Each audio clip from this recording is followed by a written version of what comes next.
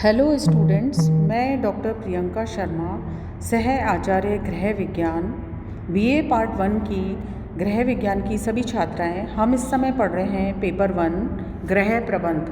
आज हम पढ़ेंगे पारिवारिक व्यय या फैमिली एक्सपेंडिचर। बच्चों, आप सभी व्यय शब्द से भली भांति परिचित हैं। हम सभी अपने दैनिक आवश्यकताओं की पूर्ति और चीज़ों को खरीदने हेतु धन खर्च करते हैं। धन खर्च करना ही व्यय या एक्सपेंडिचर कहलाता है। आय का वह भाग जिसका उपयोग परिवार पारिवारिक आवश्यकताओं की पूर्ति के लिए खर्च करता है, उसी को पारिवारिक व्यय कहते हैं। कांति पांडे के अनुसार परिवार विभिन्न आर्थिक प्रयत्नों से जो भी धन उपार्जित करता है, उसे कैसे, कितनी और किस प्रकार खर्च करता है, इसे ही व्यय कहते हैं। व्यय के दो प्रकार होते हैं, उपभोग व्यय और बचत करना। उपभोग व्यय आय का वह भाग जो उपभोग के लिए व विभिन्न आवश्यक सामग्री जुटाने के लिए व्यय किया जाता है, उसे उपभोग व्यय कहते हैं। परिवार की अधिकांश आय उपभोग की वस्तुओं पर ही व्यय होती है, जैसे भोजन, वस्त्र, आवास। बचत पारिवारिक आय में से उपभोग व्यय घटाने के पश्चात जो राशि शेष बचती है, उसे बचत कहते हैं। बचत को व्यक्ति अपने भविष्य की आवश्यकताओं की पूर्ति, आकस्मिक दुर्घटनाओं, अस्वस्थता, वृद्धावस्था, दीर्घकालीन लक्ष्यों की प्राप्ति के लिए सुरक्षित रखता है। उपभोग व्यय के 3 प्रकार होते हैं। सबसे पहला निश्चित व्यय। ये वो व्यय है जो प्रत्येक परिवार में अनिवार्य रूप से होते हैं, जैसे मकान का किराया, स्कूल की फीस, भोजन पर होने वाले खर्च, दूध वाले का खर्च, बिजली, पानी व अन्य खर्च। ये हर परिवार में प्रति माह होते हैं। दूसरा होता है अर्धनिश्चित व्यय। कुछ ऐसे व्यय हैं जिन्हें करना तो आवश्यक है, परंतु विभिन्न मदों में व्यय की जाने वाली धनराशि परिवार की आर्थिक स्थिति में और उस समय की परिस्थिति को ध्यान में रखकर ये कम या ज़्यादा हो सकते हैं। जैसे आय अधिक होने पर हम भोजन की गुणवत्ता बढ़ा सकते हैं। हम दूध, पनीर, सूखे मेवे, इस प्रकार की चीज़ें घर में खरीद सकते हैं। वास्तविकता तो यह है कि इस व्यय के अंतर्गत विलासिता, आरामदायक वस्तुएं आती हैं, जैसे शादी ब्याह के अवसर पर किए जाने वाले व्यय। तीसरा होते हैं अन्य व्यय। ये वो व्यय हैं जो अनिर्धारित होते हैं। ये व्यक्ति की आय और इच्छा पर निर्भर करते हैं। धन की कमी होने पर ये पूर्णतः बंद कर दिए जाते हैं, और यदि आय अधिक होती है तो इस प्रकार के व्यय किए जाते हैं, जैसे आभूषण पर होने वाले व्यय, मनोरंजन पर होने वाले व्यय, ये इसके अंतर्गत आते हैं। उसके बाद में है पारिवारिक व्यय का महत्व। कमाने से खर्च करने का ढंग अधिक महत्वपूर्ण होता है। ये बिल्कुल सही है। एक कुशल और सुघड़ गृहिणी अपनी सीमित आय में परिवार की अधिकतम आवश्यकताओं की पूर्ति करती है। परिवार के सदस्यों को सुख सुविधा प्रदान कर उन्हें संतुष्ट रखती है, ताकि वे अपने लक्ष्यों तक पहुंच सकें। यदि परिवार की आय कम है, तब सबसे पहले अनिवार्य आवश्यकताओं की पूर्ति की जानी चाहिए। बाद में आरामदायक और सुविधात्मक आवश्यकताओं की पूर्ति होनी चाहिए। पारिवारिक व्यय के अनेक महत्व हैं। सबसे पहला, व्यय से आर्थिक क्रियाओं का संचालन होता है। आय और व्यय सतत और निरंतर चलने वाली प्रक्रियाएं हैं। प्रत्येक व्यक्ति अपनी योग्यता, शिक्षा, कार्यकुशलता एवं श्रम के अनुरूप आय अर्जित करता है और उसे खर्च करके अपनी मनपसंद वस्तुओं को खरीदता है। वह इच्छाओं और आवश्यकताओं की संतुष्टि करता है। आय अर्जित करना और फिर उसे व्यय करना, ये प्रक्रियाएं निरंतर चलती रहती हैं। इसी के द्वारा आर्थिक क्रियाओं का संचालन होता है। इस तरह से उपभोग व व्यय आर्थिक क्रियाओं की मूलभूत इकाई और जननी होती हैं। पारिवारिक व्यय व सामाजिक महत्व। व्यक्ति एक सामाजिक प्राणी है। उसकी प्रत्येक गतिविधि का प्रभाव परिवार एवं समाज पर पड़ता है। यदि व्यक्ति अपनी आय को सोच समझकर विवेकपूर्ण निर्णय लेकर उचित ढंग से व्यय करता है, तथा परिवार को संतुलित, पौष्टिक, स्वास्थ्यप्रद भोजन उपलब्ध करवाता है, अच्छी शिक्षा देता है, अच्छे व स्वास्थ्यप्रद मकान में रहता है, स्वस्थ मनोरंजन के साधनों को उपलब्ध करवाता है, तो परिवार के सदस्यों की कार्यक्षमता बढ़ती है, उनका स्वास्थ्य भी बेहतर होता है और वे एक सुयोग्य, परिश्रमी और योग्य व्यक्ति बनकर स्वस्थ समाज के सदस्य बनते हैं।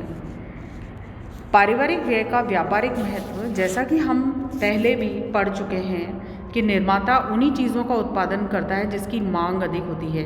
उपभोक्ता जिस वस्तु को पाने का या उपयोग करने की इच्छा रखता है उसी की मांग करता है और निर्माता भी उन्हीं चीज़ों का वस्तुओं का निर्माण करता है। अतः वस्तुओं का निर्माण उपभोक्ता के ऊपर डिपेंड करता है।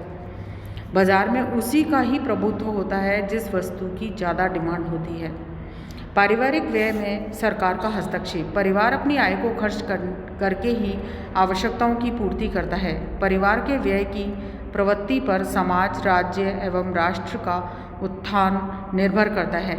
यदि परिवार हानिकारक, अस्वास्थ्यवर्धक, मिलावटी, घटिया किस्म की वस्तुओं की मांग करेगा तो उपभोक्ता भी उन्हीं चीज़ों का निर्माण करेगा। परिणामतः समाज की उत्पादन क्षमता, कार्यक्षमता काफ़ी कम हो जाएगी। इससे समाज के सदस्य कमज़ोर, रोगी हो जाएंगे। इसलिए जन कल्याण की दृष्टि से सरकार इस क्षेत्र में बहुत हद तक काफ़ी नियंत्रण पाने की कोशिश करती है। कानून बनाकर, लाइसेंस देकर, राशन की दुकानों की व्यवस्था करके अनेक प्रकार से कोशिश करती है, कर लगा करके, कि ताकि कुछ नियंत्रण बना रहे। कर लगाने से किसी भी वस्तु का उपभोग कम से कम हो, उसके लिए उस वस्तु पर अधिक कर लगा दिए जाते हैं ताकि उस वस्तु की कीमत बढ़ जाए, ताकि जन सामान्य उसका उपभोग नहीं कर सकें। व्यय को प्रभावित करने वाले कारक, व्यय को प्रभावित करने वाले अनेक कारक होते हैं। सबसे पहला, कुल पारिवारिक आय। परिवार की कुल आय पर पारिवारिक व्यय निर्भर करता है। जैसा कि आप जानते हो, यदि परिवार की कुल आय कम होती है तो गृहिणी सोच समझकर खर्च करती है। पहले वो ज़रूरी आवश्यकताओं की पूर्ति करती है और उसके बाद में आरामदायक जो आवश्यकताएं हैं उनकी पूर्ति करती है। इस तरह से परिवार की कुल आय में परिवार के प्रमुख सदस्यों का वेतन, स्थायी संपत्ति से आय व अन्य सोर्सेज ऑफ इनकम आते हैं।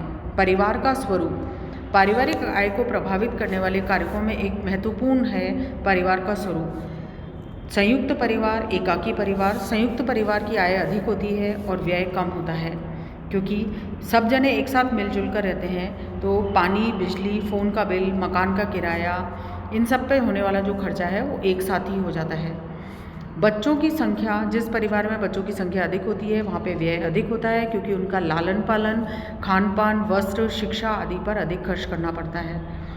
बच्चे छोटे होते हैं तो परिवार पर पूरी तरह से आश्रित होते हैं, लेकिन जब बच्चे बड़े हो जाते हैं, आत्मनिर्भर हो जाते हैं, अपने पैरों पे खड़े हो जाते हैं तो वो धीरे धीरे कमाने लगते हैं, तो उसके बाद में आय अधिक होने लगती है। परिवार के सदस्य संख्या पारिवारिक व्यय को प्रभावित करने वाले कारकों में से एक महत्वपूर्ण कारक है। परिवार के सदस्यों की संख्या, जितने सदस्य अधिक होंगे उतना ही परिवार का खर्च अधिक होगा। धन अर्जित करने वाले सदस्यों की संख्या, धन अर्जित करने वाले सदस्यों का व्यवसाय भी व्यय को प्रभावित करता है। कुछ व्यवसाय ऐसे होते हैं, इन्हें बनाए रखने के लिए अपनी आय में से कुछ हिस्सा अनिवार्य रूप से खर्च करना पड़ता है। जैसे दुकानदार को दुकान चलाने के लिए सामान क्रय करना पड़ता है, वकील को अपनी आय का कुछ भाग कानूनी किताबों को खरीदने में, चिकित्सक को अपना नर्सिंग होम चलाने के लिए उपकरण लेने में, दवाई लेने में खर्च करने पड़ते हैं। रहन सहन का स्तर, रहन सहन का स्तर भी पारिवारिक व्यय पर अपना प्रभाव डालते हैं। यदि परिवार का रहन सहन का स्तर ऊंचा है तब उसे उस स्तर को बनाए रखने के लिए अधिक खर्च करना पड़ता है। सामाजिक एवं धार्मिक परंपराएं, मनुष्य एक सामाजिक प्राणी है। समाज में कई ऐसे कार्य होते हैं जो ऐसे रीति रिवाज, परंपराएं होती हैं जिनका निर्वाह प्रत्येक परिवार को न चाहते हुए भी करना पड़ता है। अपनी धार्मिक परंपराओं को निभाने के लिए उसे खर्च करना पड़ता है, जैसे शादी, विवाह, नामकरण, संस्कार, मृत्यु हो जाने पर, त्यौहार आने पर व्यक्ति को अपना कुछ आय का भाग इस पे खर्च करना पड़ता है। निवास स्थान की स्थिति, परिवार जहाँ रहता है उस पर भी व्यय निर्भर करता है कि वो कहाँ रहता है। जैसे कि मान लीजिए महानगर में अगर कोई व्यक्ति रहता है तो उसका व्यय अधिक होगा। अगर ग्रामीण क्षेत्र में कोई रह रहा है तो उसका व्यय कम होगा। गृहिणी की योग्यता सबसे महत्वपूर्ण कारक है कि गृहिणी यदि कुशलता, योग्यता, कार्यक्षमता और विवेकशीलता से परिवार में खर्चा करे तो ये बहुत कुछ निर्भर करता है कि कितना उस परिवार का रहन सहन का स्तर उच्च होगा।